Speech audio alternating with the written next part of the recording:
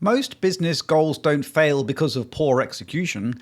They fail because they were designed to fail before anyone took a single action. The problem probably wasn't your effort. So here's the direct answer. Goal failure is almost always a design flaw, not an execution flaw. 3 structural problems cause it.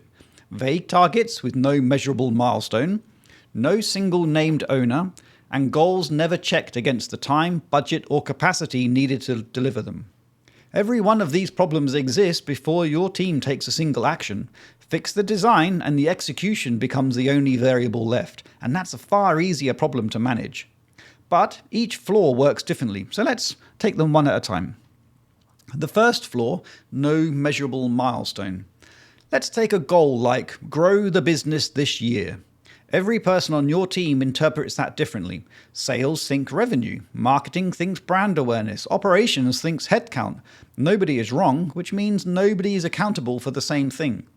The goal gives everyone permission to define success their own way. So when the year ends, everyone claims they delivered and nothing meaningfully changed.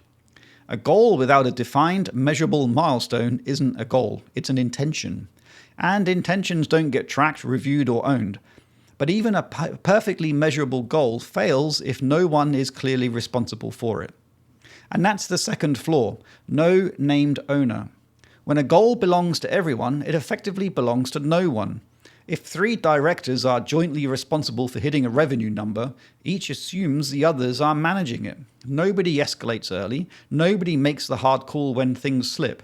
Shared ownership feels collaborative, but structurally it removes accountability. Every goal needs a single named person responsible for the outcome. Not a team, not a department, one name. That's what makes ownership real.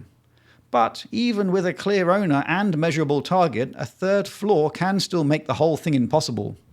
And that third flaw is no resource check. A goal set without testing whether the team has the time, budget, or capacity to deliver isn't a plan, it's just a wish. This is a planning failure, not a commitment failure. The team might not be lazy, the goal was simply disconnected from operational reality from the start. So a common version is this: a leadership team sets an ambitious growth target in January, then discovers in February that the people needed are already fully allocated elsewhere.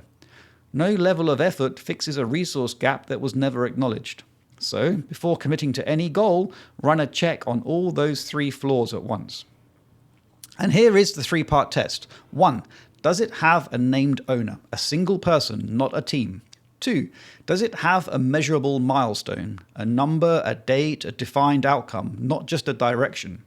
3. Has it been checked against actual capacity, time, budget, headcount? If your goal passes all 3, you have a plan. If it fails any one of them, you have a wish dressed up as a target, and no amount of execution will save it. Redesign the goal first. Not more motivation, not more check-ins. Fix the structure before you commit.